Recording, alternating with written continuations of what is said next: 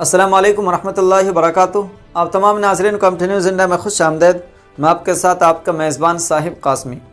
नाज़रीन इकराम, आज की इस वीडियो में मैं सिर्फ ख़बर ही आपके साथ शेयर नहीं कर रहा हूँ, बल्कि अपने एक दर्द भी आपके साथ साझा कर रहा हूँ। आपको पता होगा कि मेवात की नई जनरेशन, मेवात का नौजवान तबका, जिसे मेवात का मुस्तकबिल कहा जा सकता है, किस तरह तबाही के दहाने पर है और किस तरह अय्याशियों के अंदर और नशे के अंदर वो लगा हुआ है। इसके अलावा ओलेक्स बाजी, सेक्सटार्शन, ब्लैकमेलिंग और न जाने कितने तरीक़ों से लोगों के साथ फ्रॉड करके, लोगों के साथ धोखाधड़ी करके ऐश परस्ती और अय्याशियों के अंदर मुब्तला है। गुज़िश्ता कल ही मैंने आपको एक वीडियो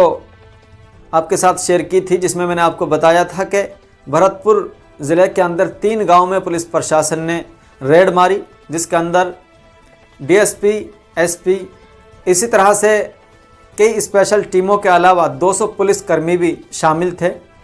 और इस सर्च ऑपरेशन के ज़रिए से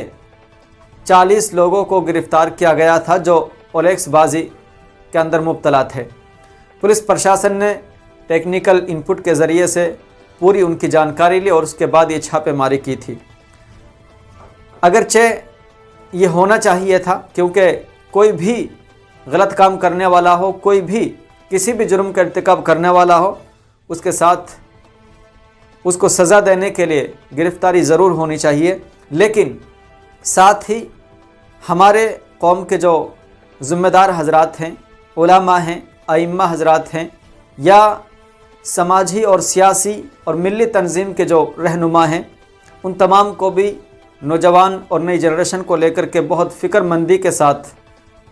एक कदम उठाना चाहिए कि किस तरह से इन लोगों को, इन नौजवानों को इस तरह की हरकतों से रोका जाए। क्योंकि न महज पुलिस प्रशासन उन्हें डिटेन कर रही है और न महज पुलिस प्रशासन डिटेन करके उन्हें गिरफ़्तार करके जेल की सलाखों में डाल रही है, बल्कि अब वो इस डर से उनकी हालत क्या हो रही है, ये वीडियो क्लिप मैं आपको दिखा रहा हूँ जो आपकी स्क्रीन पर चल रही है। ये एक अरावली और किसी पहाड़ की वीडियो है कि जिसमें जुर्म का इर्तिकाब करने के बाद अब पुलिस का खौफ उनके दिलों के अंदर इस कदर बैठा हुआ है, गिरफ्तारी का डर उनके अंदर इस तरह बैठा हुआ है कि अब उन्हें अपना घर बार छोड़ कर के पहाड़ों के अंदर रात गुजारनी पड़ रही है, पहाड़ों के अंदर रात गुजारने पर मजबूर हैं। और ये सभी के पेरेंट्स को पता है, सभी के वालिदैन को, सभी के माँ बाप को पता है कि जिस तरह से जुल्म ज़्यादा देर तक नहीं ठहरता, जिस तरह से बुराई ज़्यादा उरूज नहीं पाती, इसी तरह से किसी के साथ भी गलत कारी करके, फ्रॉड करके, धोखाधड़ी करके हम हमेशा सुकून की ज़िंदगी और ऐश परस्ती की ज़िंदगी नहीं गुजार सकते, सभी को पता है। लेकिन उसके बावजूद भी पेरेंट्स की सबसे बड़ी जो कमी है वो ये है कि जब उन्हें अपने किसी भी बेटे के इस तरह गलत कार्य के अंदर मुलव्वस होने के बारे में इल्म होता है तो उनको रोक टोक नहीं करते उनके साथ।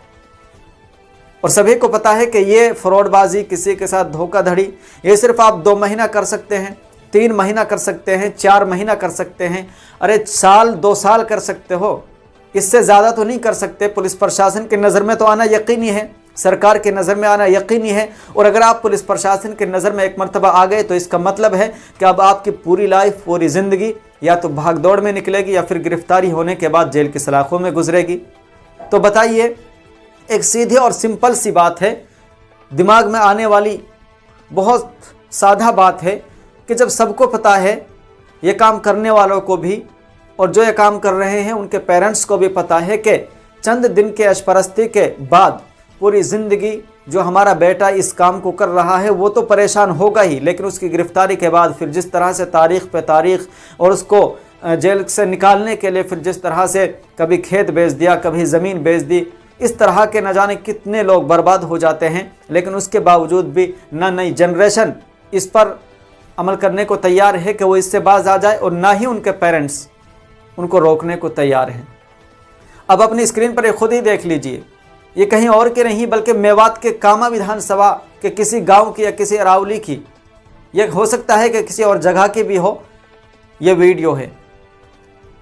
सोशल मीडिया पर वायरल हो रही है। और आप देख सकते हैं सर्दियों का मौसम है, दिसंबर का महीना चल रहा है, सख्त सर्दी इस वक्त रात में हो रही है, लेकिन उसके बावजूद भी ये पहाड़ों के अंदर, अरावलियों के अंदर रात गुजारने पर मजबूर है। क्यों? क्योंकि इन्होंने गलत किया था, अब उसका भुगतान तो भुगतना ही पड़ेगा। लेकिन अफसोसनाक बात सिर्फ ये नहीं है कि इन्होंने फ्रॉड किया और पुलिस प्रशासन के डर से अब अरावली और पहाड़ों के अंदर ज़िंदगी गुजारने पर मजबूर हैं, बल्कि अफसोस तो इस बात का है कि उसके बावजूद भी इन्हें इतना एहसास नहीं है कि कम से कम अब तो बाज आ जाएं। ये इसके अलावा जो दूसरी नई जनरेशन नौजवान तबका है जो इसके अंदर अब नया मुलव्वस हो रहा है, नए तरीके से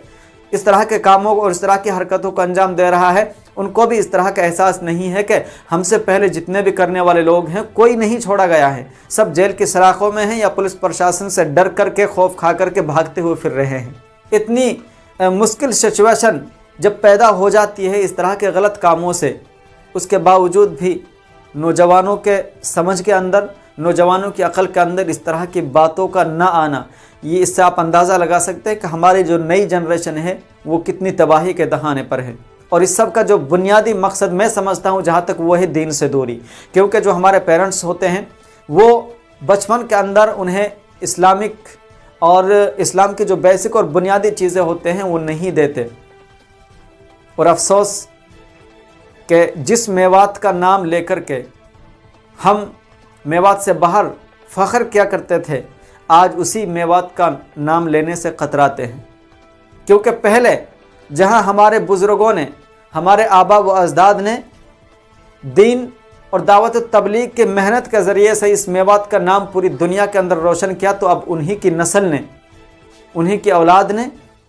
टटलूबाजी, ओलेक्सबाजी, सेक्सटारसन, ब्लैकमेलिंग और न जाने कितने तरीक़ों से बदनामी के गड्ढे में धकेल दिया है। तो बहरहाल बताना ये मकसूद था, कोई लेक्चर देना, कोई तकरीर करना, कोई नसीहत करना मकसूद नहीं है, लेकिन एक दर्द दिल के अंदर था जो आपके साथ साझा कर रहा हूँ। और वीडियो ज़्यादा लंबी हो जाएगी, इसलिए बस आपसे मेवात के तमाम सियासी, समाजी और मिली रहनुमाओं से, अपने नेताओं से, उलमा से, आइम्मा से, और जिस मैदान में भी, जो भी, जहाँ पर भी एक ज़िम्मेदार है, उन सब से गुजारिश है कि मिल बैठ करके कोई लाइहाई अमल तैयार करें ताकि ये नई जनरेशन तबाह होने से बच सके। और अगर ये नई जनरेशन तबाह होती है तो इसका मतलब है कि पूरी मेवात, पूरे कौम और पूरे समाज का वजूद तबाह होगा। क्योंकि कौम का जो नौजवान तबका होता है, कौम की जो नई जनरेशन होती है, कौम की जो नई नस्ल होती है, वही कौम का मुस्तकबिल होता है। अगर कौम की नई जनरेशन, नौजवान तबका, नई नस्ल बर्बाद हो जाए तो इसका मतलब है कि कौम का, इलाके का मुस्तकबिल भी बर्बाद हो रहा है। तो बहरहाल इस वीडियो के माध्यम से तमाम से गुजारिश है कि इस पर गौर खोज किया जाए और नौजवानों को इस मुसीबत से छुटकारा दिलाने के लिए कोई लाइहाई अमल तैयार किया जाए ताकि ये नौजवान तबाही के दहाने पर न जाएं, तबाही के गड्ढे में जाने से बच जाएं। न कुछ तकल्लुफ़, न कुछ बनावट, जो बात थी दिल में साफ़ कह दी। अगर मानो तो मेहरबानी, ना मानो तो फिर गिला किया। अस्सलामु अलैकुम रहमतुल्लाहि व बरकातहू।